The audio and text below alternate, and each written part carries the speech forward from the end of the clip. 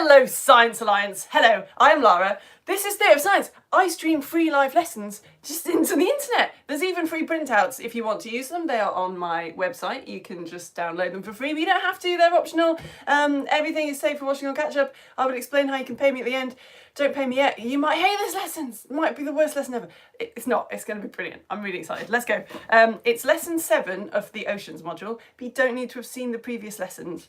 We're learning about migration, and I'm just going to start straight away by telling you something that I learned that thrilled me, absolutely thrilled me.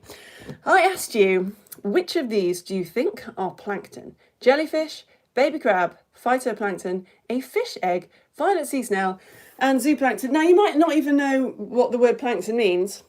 I did know this, actually, because I'm a physics teacher by training. Planete in ancient Greek means like wanderer or drifter. And I knew that because I knew that that's why they're called planets, actually. So if you look at the night sky over a lot of days, you'll notice that the stars don't really seem to move, but the planets do seem to move across the sky. Like each one of these dots is where Mars would be one day after another. So yeah, the Greeks called the planets because of this word planete, which means drifter. I didn't know that that's also where the word plankton comes from. So any living thing that can't swim against ocean currents and has to drift with them is plankton. I would have said that plankton was just really tiny little things that live in the sea. So small you can't see them, little things. But no, turns out no. So, sorry, it was a really horrible trick question. I do that a lot. Turns out these are all plankton. A jellyfish, they're amazing, aren't they? But they're not brilliant swimmers. So that's plankton. It can't swim against an ocean current. It's just got to drift with it. Oh, and a baby crab. That is plankton. Phytoplankton we will talk about. I'll tell you properly what phytoplankton is, and zooplankton as well, but it's plankton. A fish egg is plankton because it is a living thing, and obviously it can't swim, so it just drifts along. And a violet sea snail is one of the bigger planktons. This is its bubble raft, apparently. That's not the actual snail, it just exudes some bubbles and then uses it to be buoyant and like float around in the sea. I know. Right, I need to get you started on an activity. Because, well, I'll explain why when we do the activity. If you've got a needle or a pin, be careful with it, please. Hold it by the non-pointy end. A lot of people stabbing themselves on Facebook, which, you know, you don't need and I don't need either for legal reasons. Hold your pin by the non-pointy end, children. Get a magnet, any kind of magnet will do, but the longer you do this, the better. And put it near your fingers, the magnet, and then stroke it along the pin, and then bring it right off and round, and then do that again, okay? You've got to keep the pin at like the same angle, and you've got to keep the magnet at the same angle, and just keep stroking it from where your fingers are to the end. Don't be scrubbing with the magnet. You can't go to and fro. That's not how it works. Just do that. And then go along. Okay, now you can do that for as long as you like. If you get bored, you could just put it down somewhere safe where you know where it is, because we'll need it in a bit. But if you're enjoying yourself, you can just keep doing that while I chat. Because, so you wanted me to teach you about the oceans, right? I'm a physics teacher, so I didn't know that much about the oceans already. So I thought, well, I'll have a look at what you would need to learn if you were doing IGCSE marine science. And I did. And I found out some words, one word in particular, and I thought, I kind of want to explain what that actually means. So I am going to do that by showing you a PowerPoint. But while I'm going through my little slides, telling my little story of what this word means, you can be stroking this magnet. What you're doing, by the way, I'll tell you now, the particles in your pin or needle are basically teeny tiny little magnets, but they're all pointing in different directions, so it sort of cancels out. But when you get a magnet and you stroke the pin or the needle in the same direction every time, that makes all the tiny little particle magnets line up in the same direction. So you're turning your needle or a pin into a magnet. It's not a permanent magnet, but it will be a magnet long enough for us to be able to use it. So the sort of, I suppose probably the slower you do it and the more you do it, the better. I'm using a really strong magnet, so I can get away with putting this down now and telling you about this word that I did know about, but I'd forgotten about, and it amuses me every time I see it. Okay, right, I'm just going to do that. It's quite addictive. I'm going to do one more. Okay, I better put it down. Maybe if I put it down like that, and I put that down like that, I'll remember and I'll be able to do my stroking later. Okay, here we go. What actually are plankton? What are plankton? I think some of this is a bit even more detailed than the IGCSE needs you to know. But I want to go back to the beginning. I don't want to just hear a word and be like, oh guys, plankton is this. No, we need to go back to the beginning. So sorry, not sorry. Here we go. The first living things on Earth looked like this. Just a blob of fluid with some DNA just floating around all loosey-goosey inside the blob of fluid. Now, DNA is just some stuff that you have in your body, which basically is your instruction book for what you are. So this DNA told this thing to be a blob of fluid, all right? So scientists put these early things, these blobs of fluid with DNA just sloshing around in them, into two groups, archaea and another teeny tiny little thing. It's just so small you can't see it. It's just like a blob with DNA. Bacteria is that as well. Archaea and bacteria are still around. You have got them in your guts right now. They're amazing. They help you to digest their food. And your food. Cyanobacteria are a special kind of bacteria that can use energy from the sun to make sugar, just like plants do. But they're not plants, they're bacteria. Clues in the name. So if I said to you, can you name a thing that uses energy from the sun and like takes in carbon dioxide and water and stuff, but basically uses energy from the sun to make sugar and it gives off oxygen, you would probably say a plant, like a tree. But it's not only plants that can do this. There are other things that can do this, like this certain kind of bacteria, cyanobacteria can do it, okay? It's important for today's lesson. And eventually, some living things evolved to have their DNA packed up in a little bag type thing called a nucleus. So like humans, for example, we've got our DNA wrapped up in a nucleus. So all life on Earth, do you know what? This isn't actually, I think a lot of scientists would disagree with this now. This doesn't actually seem to be the current popular thing, but it's what a marine science IGCSE wants you to know. And some people still say it, so we're just going to go with this, okay? All life on Earth falls into one of these kingdoms, okay? There's two kingdoms for the things that have just got their DNA loose in their little sacky cell bodies, the archaea and the bacteria, yes. And then the four kingdoms that we say there's four different types of living thing that have DNA stored in a nucleus are animal. If I tell you that, you probably can name a couple of the others. The plant kingdom, yeah, we're all the plants are in the plant kingdom. And all the fungi are in the fungus kingdom. And then there's the protoctist kingdom, which I, as a non-biology specialist, are just going to call the dregs. So it really seems to me, like I researched this as hard as I could, there's lots of things that animals have in common. And if they've got all these different features, scientists are like, oh, that's an animal because of all these reasons. And it's the same with plants, like, oh, look, that must be a plant because blah, blah, blah, blah. And the protoctists are just like, oh, I don't know what that is. Let's just say it's a protoctist instead. So it turns out, I don't think I could have told you this, all of these different things are found in the ocean. Yeah, there's fungus, loads of fungus in the ocean. Anyway, some of these things can make sugar using the sun. So the main things that we're going to think about are bacteria, like cyanobacteria, can make sugar using the sun. Plants obviously can, and the little dreggy ones, the protoctists, a lot of them can also make sugar using the sun, and so give off oxygen. Just like the thing that we think of plants as doing, but it turns out it's not just a plant thing. Right, you can finish your needle stroking now because in the second lesson, which a lot of you came to, I was showing off about my amazing model for the oceans using a jar of jam and a torch. So I got a torch, which you can do now if you have these ingredients. Whoa, whoa, whoa, whoa, whoa, whoa, whoa.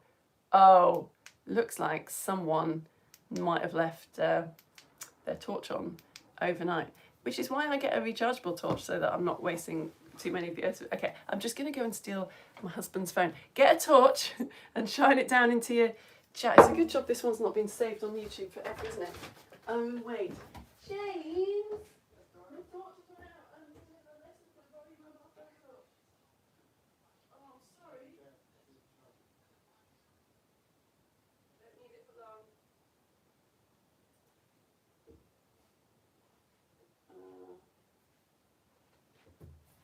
The things that my husband suffers, honestly. I had to stop listening to his Transformers podcast. Here we go, right. Get your jam, stick a torch on it. Oh, it's so good. It's so good. So I was really showing off about how this is a brilliant model for the oceans that I made up because lots of people know, right, that the top of the ocean is very sunny because it's like nearest the sun, and then sunlight goes down through the ocean and it stops being able to get down and it's dark at the bottom. Wasn't a great explanation. You know what I mean? The ocean, it's really dark down at the bottom, isn't it? And I said, this is a brilliant model for that because it's really bright at the top, and then you can see how the torchlight sort of is struggling to reach the bottom of the jam. The bottom is darker. But I sort of found out / revised some things about the ocean for this lesson, and I thought, we've got to go back actually and see if I was maybe a little bit too smug. So I'm sorry, I know that you guys love like the abyss, don't you? And the Mariana Trench and all that, but we're focusing on the top 2 layers today. So this is fine if you were doing IGCSE. You can call this very top layer of the ocean. The sunlight zone goes down to about 200 metres. And then under that, you've got the twilight zone. Now, I think I'd forgotten, or I didn't know, that actually less than 1% of the light from above gets to the twilight zone. So it's not a really gentle graduation. You've got loads of sun in the sunlight zone, and then you get to the twilight zone. Less than 1% of that light gets to the twilight zone. So there's not enough sun for anything, your cyanobacteria or your proctoctis or whatever they're called, or the plants. Nothing can make sugar down here because there's not enough sunlight, okay? So I thought, better go back to my model actually. And do you know what? I think I'm even smugger now than I was before. Because I think you can really clearly see when the ocean would hit 200 metres. Can't you? It's not actually that gradual. You do get, I think, quite a clear line where you can tell that, okay, suddenly plants like around there wouldn't be able to make their sugar. That's not a gradual thing. I must say strawberry jam works better for this to show the line, but I do enjoy my little kind of jellyfish bits floating. Anyway, we need to talk about migrations. And I need to give my husband his phone back, so I need to give you some questions to do. So let's get turning his torch off. There, phew, right. So the phytoplankton. You remember that word? The phytoplankton is the name for the plankton, like just the little drifty things, right? Plankton can't swim against the ocean currents. So phytoplankton are the little drifty things that can't swim against the ocean currents that make sugar using the sun, okay? Your cyanobacteria, your plants, we'll talk about that in a sec. So the phytoplankton fairly obviously live in the sunlight zone because they make sugar using the sun, so they need sun. Zooplankton, which is the name for the plankton drifty stuff that basically doesn't make sugar using the sun, a lot of that lives in the twilight zone, okay? Now, we have to have a little interval here to talk about this guy because, so the zooplankton is just tiny little stuff that drifts in the ocean, or maybe bigger stuff that lives in the ocean that drifts around, but it doesn't make sugar using the sun. So you're like your baby crab, your copepod that we talked about last week, the crustacean, that's a zooplankton, and your jellyfish as well. Okay, yeah. Sorry, we just need to talk about this guy. This is a diatom. So it's phytoplankton. It's a plankton, can't swim against the ocean currents, that makes sugar from energy using the sun. It's not a plant. It's in the Protoctist kingdom. And there's absolutely loads of them. You need to know about them if you do IGCSE marine science. There's so many different kinds. Look at that gorgeous little lassie, star stick diatom. Beautiful. There are loads of them. Like there's loads of different kinds, but there are so many of them. They give off about 20% of the oxygen you are breathing. 20% of the oxygen you're breathing. So if you've taken 5 breaths, on average, one of those breaths, that oxygen is being provided by diatoms in the ocean. I read this on Wikipedia and just thought, what? Diatoms constitute nearly half of the organic material found in the oceans. Nearly half of all the stuff from living things, dead and alive, the organic material in the oceans, Wikipedia tells me, nearly half of it is diatoms. The shells of dead diatoms are a significant component of marine sediment. So like maybe a lot of sand that you're holding, it's just dead diatoms. And the entire Amazon basin is fertilised every year by 27 million tonnes of diatom shell dust transported by transatlantic winds from the African Sahara. We don't have time, we just don't have time to talk about that. But I just read that and thought, what? How am I only hearing about these things? So anyway, diatoms, amazing. Right, should we talk about migration? Do you remember the name of the lesson? Here we go. So, You're a zooplankton, right? You're a little thing that can't swim against the ocean currents. You don't make sugar using the sun, so you're called zooplankton.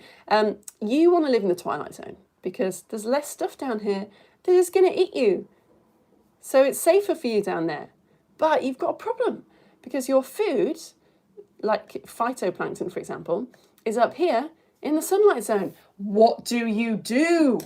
What do you do?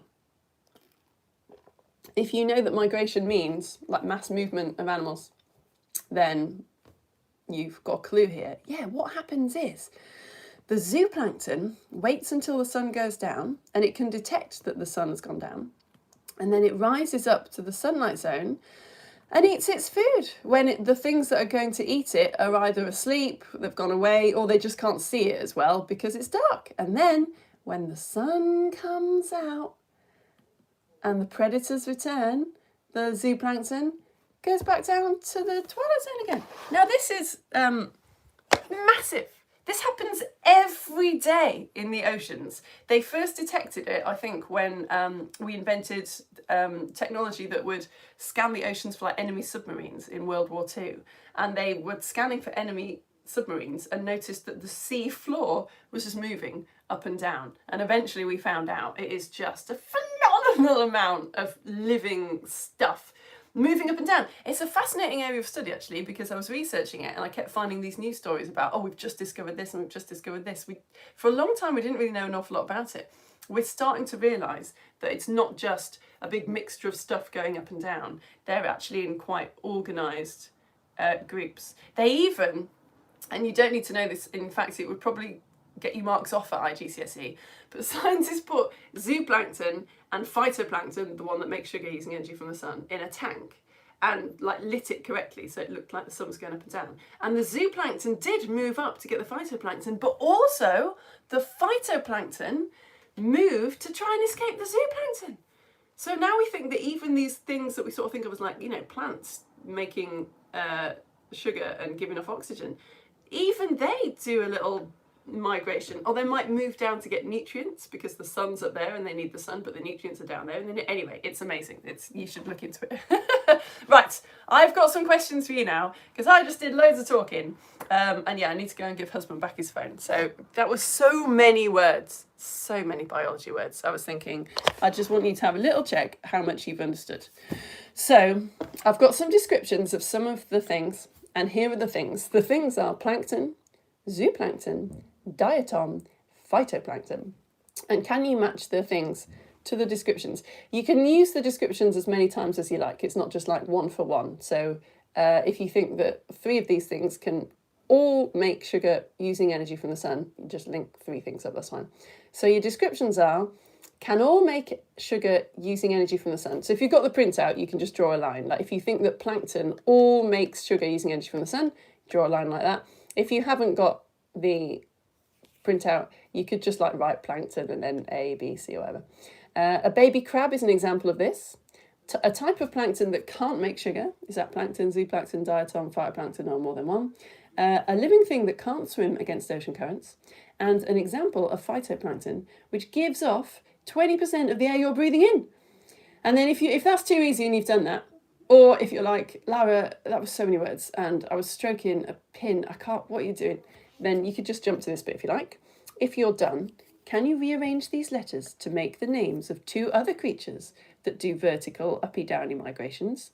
And these aren't plankton, arguably. Some people would say that one of them is plankton. Anyway, you've got LKILR, that's one of the creatures, and you've got NSAL space CANDE for the other one.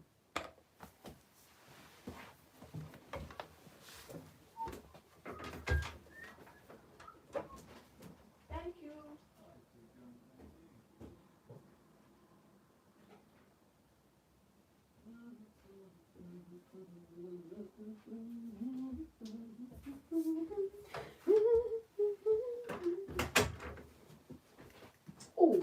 I'm doing a Lego story after this about ghosts because it's nearly Halloween. So I'll reset a little bit of my Lego story while you're doing that.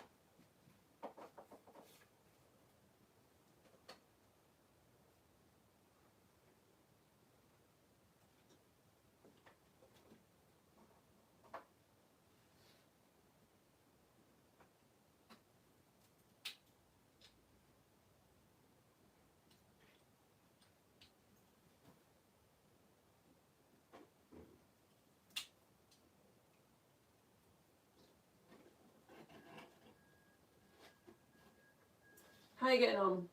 I thought that last creature was really difficult, and then loads of people got it right on Facebook, and I was very annoyed. Hopefully you're struggling to rearrange the last creature, but we will see. Are you ready? Should we go through it? Alright, let's have a look, shall we?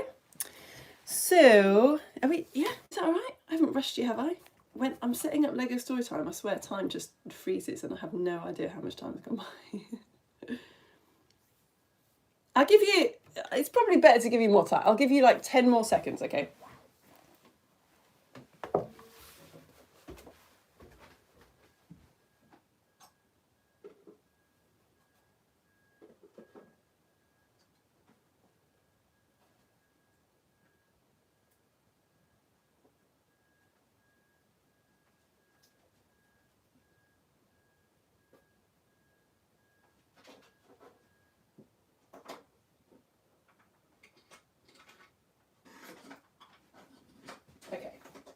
Let's go for it.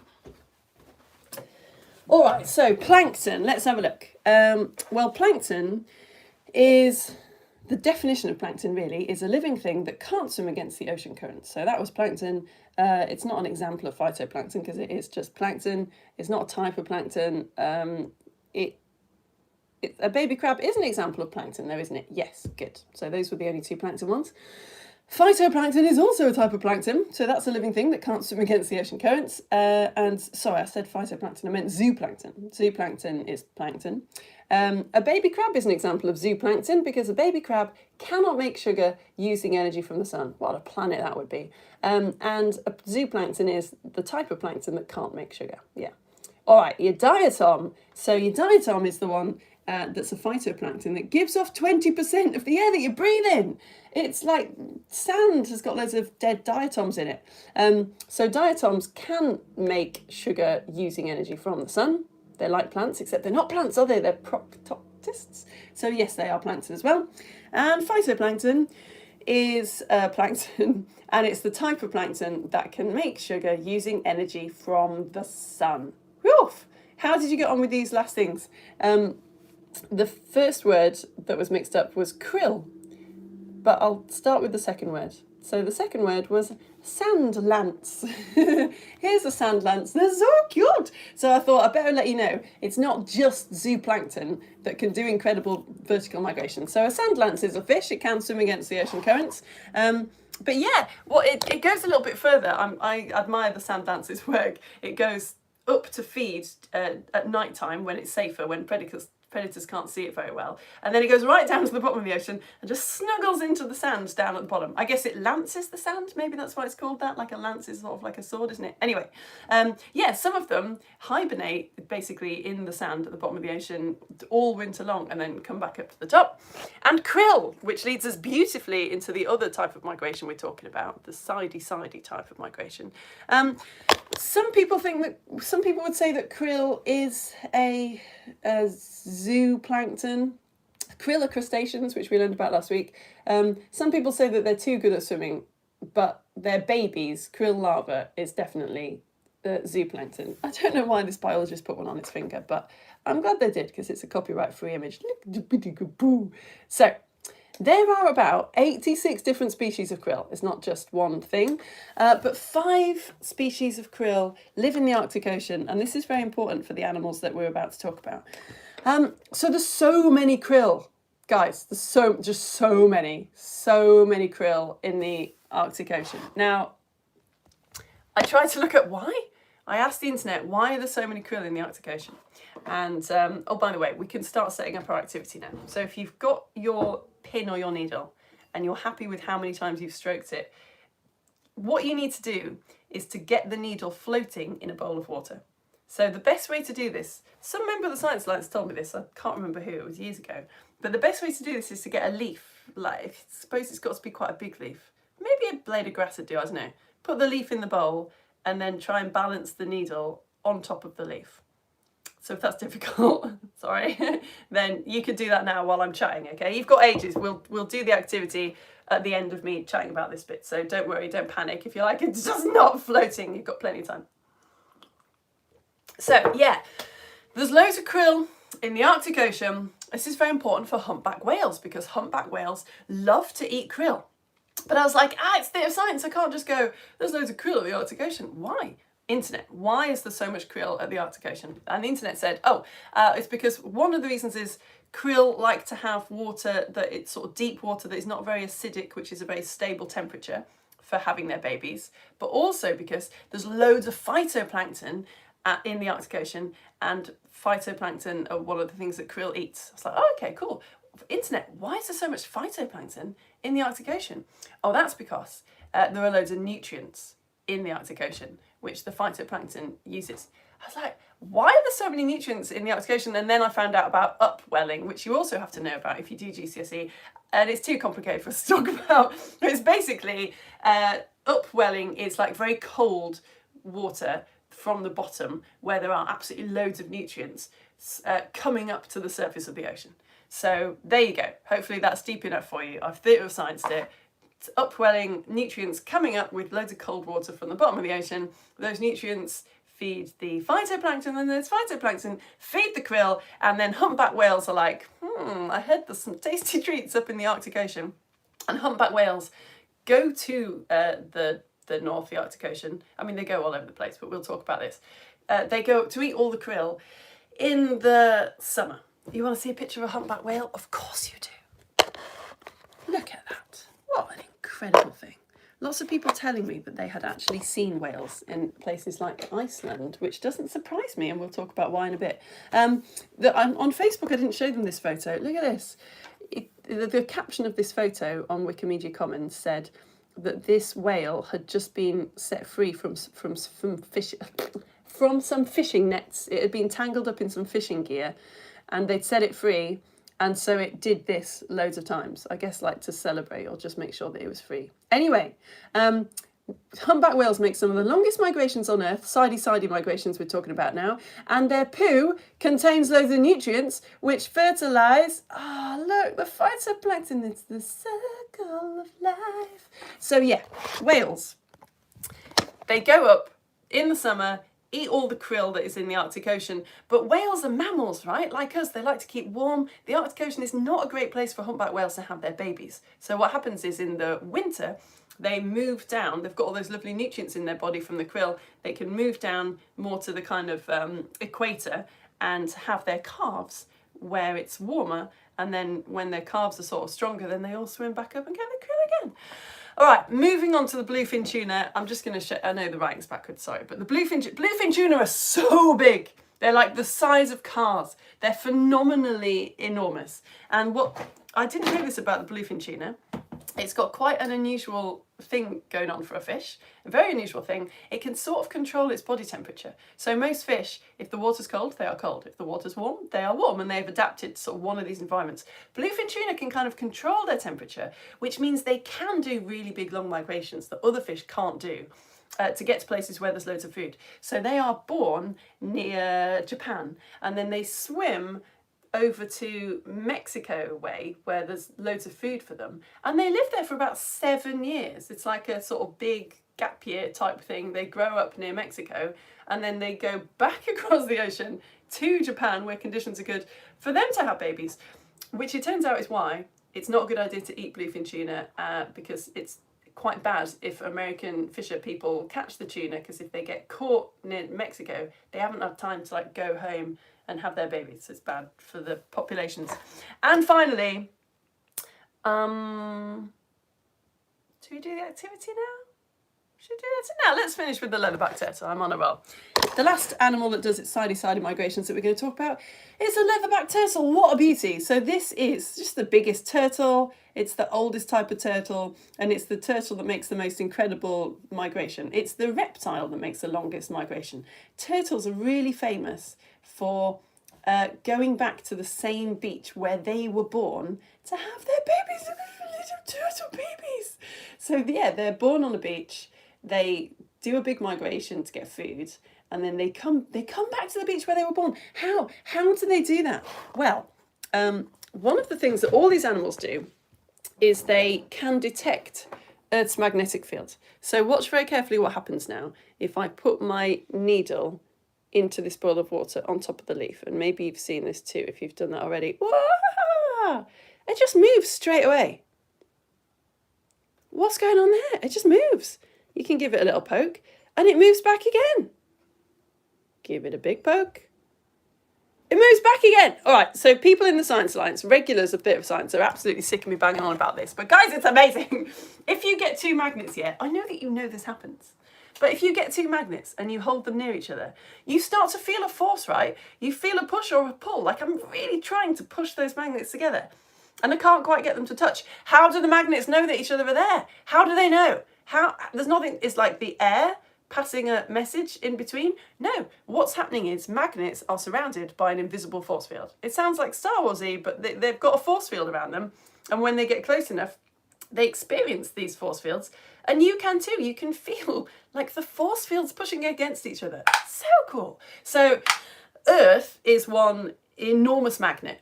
And Earth also has this big force field around it, which is great for us. It protects us from the solar wind or whatever. Yeah, so we've got magnetic field lines kind of running through us all the time. We can't feel them. We haven't got any sort of equipment to feel them. But your humpback whales and your turtles and your tuna and all kinds of other animals that do these enormous migrations, we think they've got magnetic materials in their bodies that can sense these field lines, and they use them to migrate around, just like how your needle is lining up. Other things that they do, sort of sounds boring, but to me it's almost kind of the most amazing, is they kind of do what we do. They just notice where stuff is. They might do that with their eyes, but like we use our eyes a lot, don't we? Most of the time. If you can see, you probably use your eyes more than any other sense. But these animals, the ocean is quite murky, so a lot of them will make sounds which reflect off things, which will tell them where stuff is. But yeah, imagine doing that. A 6,000-mile journey, just like, oh yeah, okay, that rock's there, cool, I'll remember that. Anyway, another thing that turtles do, just before I give you the very last question, which I didn't know, is a lot of people know that they use light. So baby turtles, when they hatch out, you've got to be really careful that the not like loads of parties going on at the beach, because if there's loads of light pollution, the turtles think that that's the moon and they go towards the people and not towards the sea, and it's bad. But anyway, they do, a lot of these animals use like the moon and the stars for navigation. But turtles also use their sense of smell. They can smell the beach where they were born, and that's how they get back. I know. Man, these oceans lessons have been a real eye-opener. All right, so I just did loads of talking. Again, just to see how much of that you took on board, I'm going to show you 3 maps now, and I just want you to tell me which map shows the migration journey of the different animals that we've talked about. Now, this is, if you didn't come to lesson 2, you might be confused. This is like probably the regular map of the world that you're used to seeing. It was made by people in, I think, the UK actually, wasn't it? Certainly Europe. So they just put Europe in the middle. But if we're going to talk about animals that swim from like Australia to North America, it doesn't make sense to have a map like this, because it looks like the animal has to go. And obviously they don't. Like that bit is attached to that bit because Earth is a sphere. So I'm going to use this map instead. Do you get me? It's the same map. I've just put the Pacific Ocean in the middle because it's the biggest ocean. It deserves to be in the middle. Okay, so here are some maps for you. Can you match the animal to the epic migration journey? All right. So map A shows, I'm not going to name the countries, that would be too easy, but you've got one line going from sort of between North and South America up to the top of the planet. B, you've got a line that goes across to sort of Mexico, and then the thing just hangs around for a bit and then goes back. And C, you've got a creature which goes all the way from like just above Australia to North America. Which one of those do you reckon, A, B or C, is a bluefin tuna and the humpback whale and the leatherback turtle? And then we will finish the lesson. Indeed, the lesson will be finished. Except if you'll have noticed there's no way of commenting on these YouTube lessons, but if you've got a Facebook account, you could go over to my Facebook page now if you like, and right at the top of my Facebook page is a post saying, I'm live on YouTube now, you can leave me a comment here if you want to. And after this, I'll go over to my Facebook page and say hello to people who have commented. But you don't have to do that. If you haven't got a Facebook account, that really is the right answer in life. So well done you. If you're just lurking and you've got absolutely no way of liking this video or subscribing to my YouTube channel or saying hello on Facebook, that's totally fine. Thank you for coming. I still saw the number at the top of the screen and it made me feel good that you were here, and I hope that you enjoyed yourself. You couldn't all comment or my life would be complete chaos. Have you got that done? Okay, so did you remember that it's humpback whales that go all the way up to the Arctic Ocean to eat all that delicious krill, and then they come all the way back down to have their calves? I knew that this happened, but it's amazing how looking at the maps on the internet really make it come alive, because this line, I tried to make it that this is one individual animal, but if you look at one animal's journey, you can really see where it's like gone one way and then it's kind of backtracked a bit. You're like, why did it do that? Did it meet a friend? Did it find some food? I don't know. But anyway, yeah, they start at this place called Svalbard. This is Iceland here, and that big one is Greenland. So they go around Iceland. So if you've ever been to Iceland, or you've heard the Icelandic tourist board saying, you should come to our country. This is how they talk apparently in Iceland. You should come to our country because you will see humpback whales at this time. That's why, because they pass by at a certain time. It's all of which was a very long way of saying A is the humpback whale migration. B is the bluefin tuna, remember, because it goes over to Mexico and then it just hangs out there for 7 years and then it comes back again. Please don't catch them when they're there, because then they can't have babies. So C is the leatherback turtle. Yeah, absolutely phenomenal journey all the way over to North America and then back again to the exact same beach where it was born. Right to you lot. Phew, that is the end of my live lesson about migrations, which you may have noticed was sort of just an excuse to talk about loads of different animals. We've got one more of these ocean lessons left before half term. This was an 8-week module, which is quite a long module. So next week we're going to be doing the oceans and humans, which you might think sounds really depressing, and it probably will be a bit. We're going to look at oil spills, I think, a little bit of fishing, a little bit of like maybe plastic. I'll try and make it positive. I'll try and make it like super fun and positive. I don't know how. But yeah, that's the last one next week, and then I'll take a break. And then after that, we're doing mythical creatures, because loads of people requested that. So after the holidays, we will look at the sort of science of like will-o'-the-wisps and dragons and mermaids. It's going to be very cool. I'm very excited about that one. Okay, I'm on my Facebook page. I will read your comments. First of all, I said that I would tell you how you can pay me for all this work if you want to. Like, how is this free? So this is how my job works. I just sort of accidentally invented this business model in lockdown. I started doing free live lessons because I was taking a break from teaching anyway, luckily. And people just really liked them and wanted me to keep going. So there's this website called Coffee that podcasters use and stuff. If people want to support you, and the thing that you do is free. So you can go to this website called Coffee and send me £5 a month. And that is now like literally my full-time job. It's so weird. It's so good for everyone. It's great for you because there's no like Zoom login, I can't see you, which sort of a lot of people feel a bit safer with.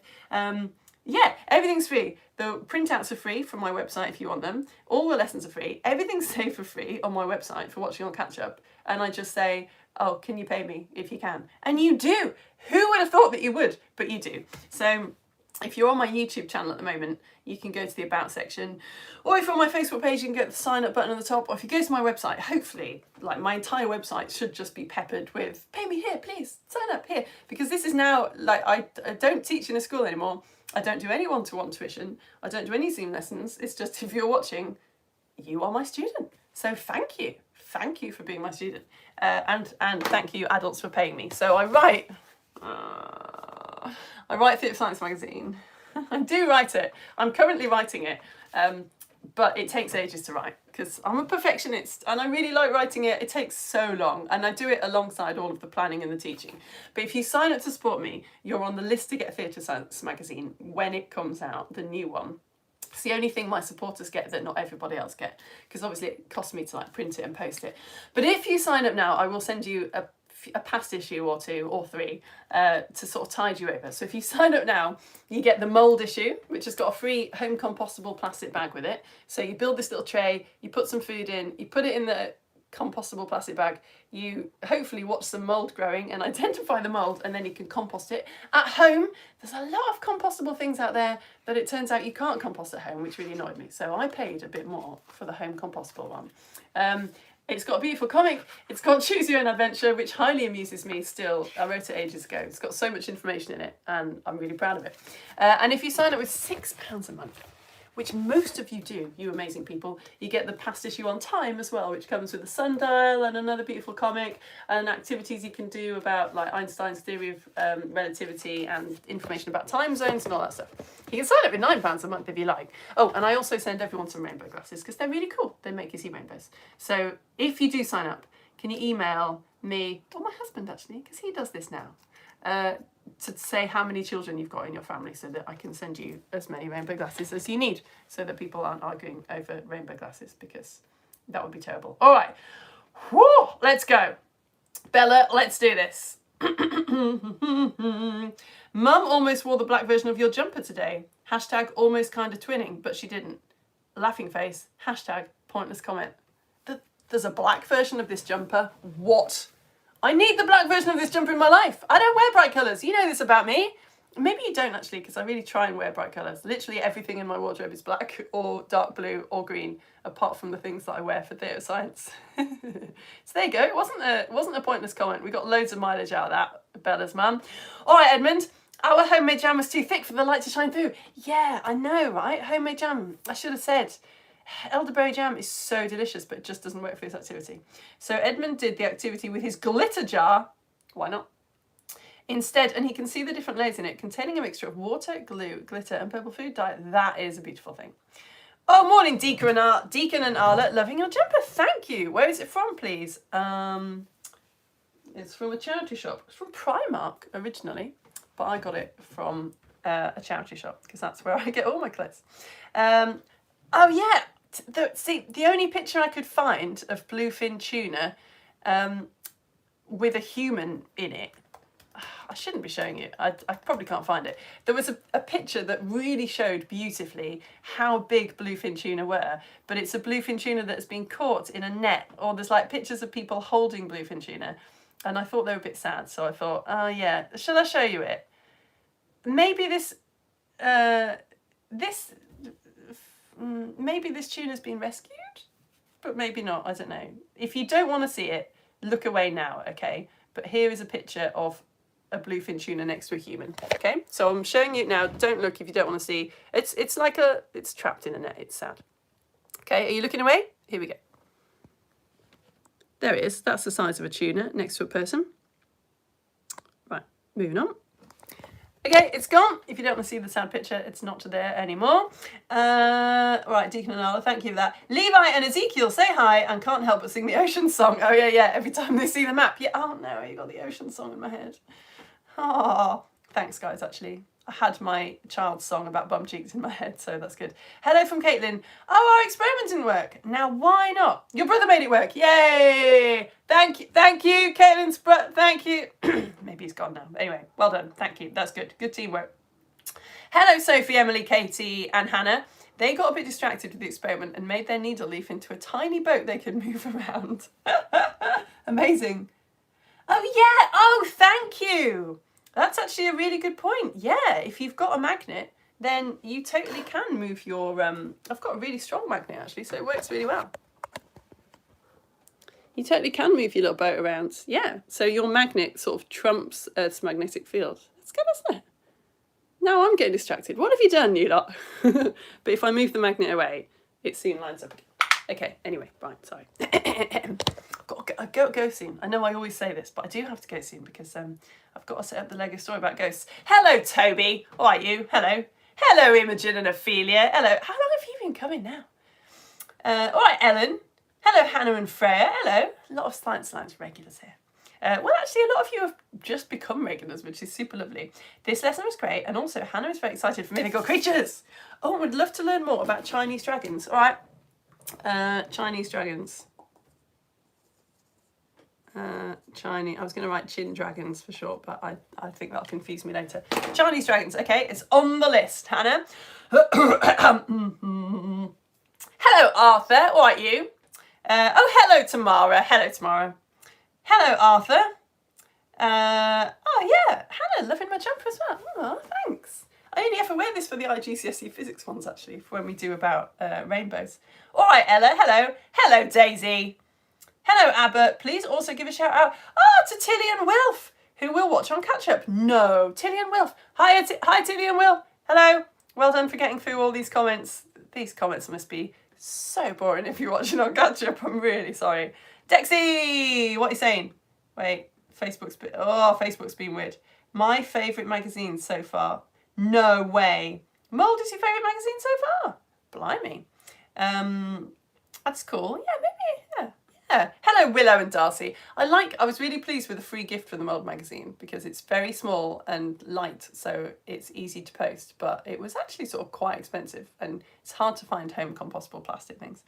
Lana and Finley, what are you saying? We are going to Tromso in November and we were hoping to see a humpback whale and orcas. Oh, I'm so excited for you. Oh, whale watching is like my favourite. I've never done it really. I get very, very seasick. Also, sound is a massive problem for whales and all animals, but particularly whales, I think, in the ocean. It's a huge problem. So it's really not good to be in a boat that is like got an engine trying to see the whales. So in those places, you can see them from the land. Oh, I'd love to do it. Hello, Daisy. What's that you showed me? Cats. Oh, hi, guys. That's some cute cats. Morning, we are back. Hey, hello. And the kids love the lesson. Yay. The kids love the lesson. All right,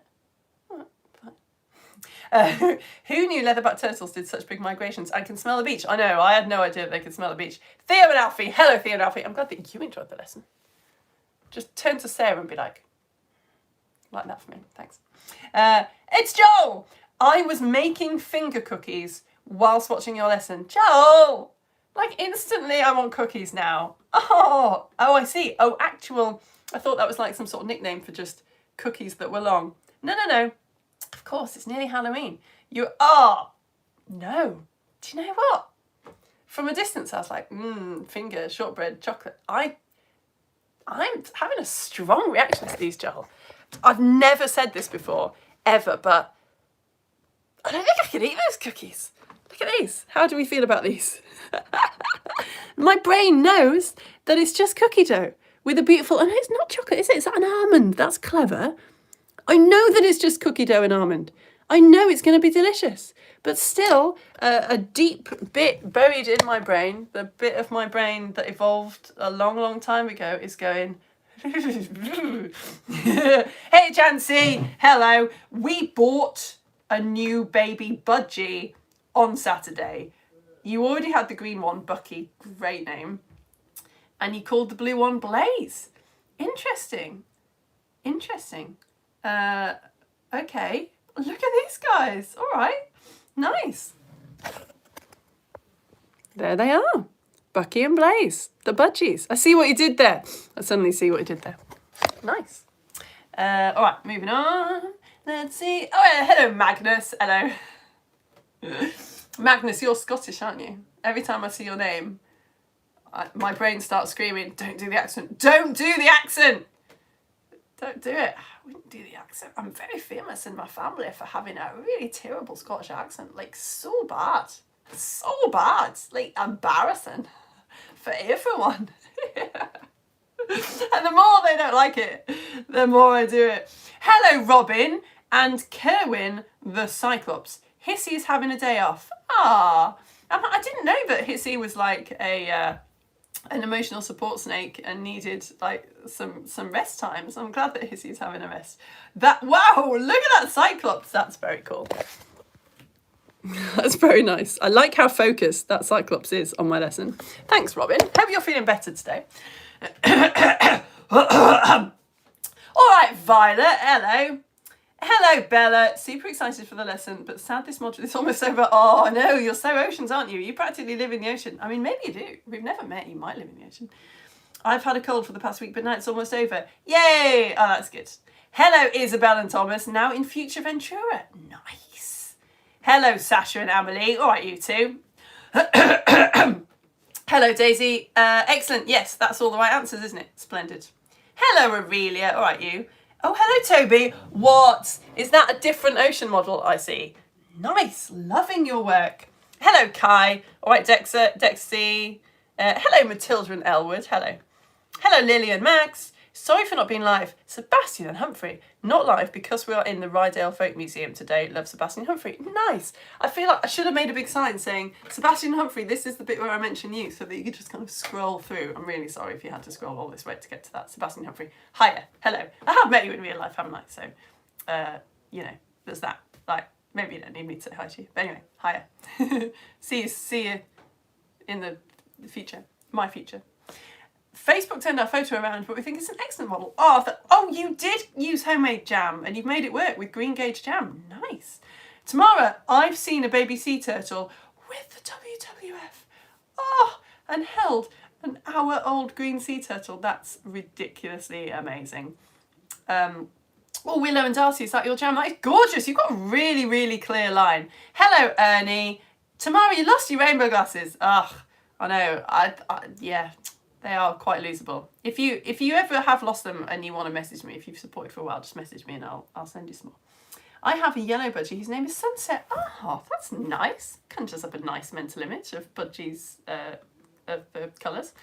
I'm just having a look at your green gauge jam. That looks so tasty. You can see the bits. Jam with bits. I don't know. It makes me feel very old saying that because my young self wouldn't have agreed. But jam, I'm all about the jam with the big chunks of stuff. Yes, you can really see, right, where you hit, what's that, where you hit the 200 meter, yeah, maybe that's the 200 meter line, isn't it? Okay, anyway, I really had better go because I have to set up my Lego story show. Also, I get these, do you know, I haven't told this to anyone because it's sort of it hasn't affected theatre of science so far, but I get what it turns out a really weird migraines. I'm super lucky. Like, a migraine is famously a really horrendous headache where you sort of see lights in front of your eyes and you feel awful and you can't tolerate light and you have to go and sit down in a dark room. It turns out I get them, but without the headache. That's the kind of life that I have. Why doesn't everyone just think that I'm really annoying? That's how great my life is. I get migraines and I don't get any headaches with them. But I do get flashing lights in front of my eyes, and that is starting to happen actually, which probably means I need to give myself a screen break. Which it works out well because I just have to go and play with Lego for like 20 minutes before the lesson on ghosts, so I'll be finished. But anyway, I think Kai is telling me about the baby turtle that you saw. You saw them scuttle. Oh, I can't imagine. I just can't imagine. Anyway, so yeah, I better go to stop these lights flashing around in my eyes because of my super jammy migraine. Thank you so much for joining me. Thank you so much for signing up on Coffee so that I can actually do this job, because as I only half joke, my CV is now a bin fire. I've been doing this job for over 5 years, so I don't think I could work in a school anymore now. So someone has to pay me so that I can keep doing this. Yeah, that's it. Thank you so much for all your support. Thank you for your fabulous comments and the beautiful photos. I will see a lot of you in 25 minutes live on YouTube for the science of ghosts. If not, I'll see you next week for our last oceans lesson before half-term break.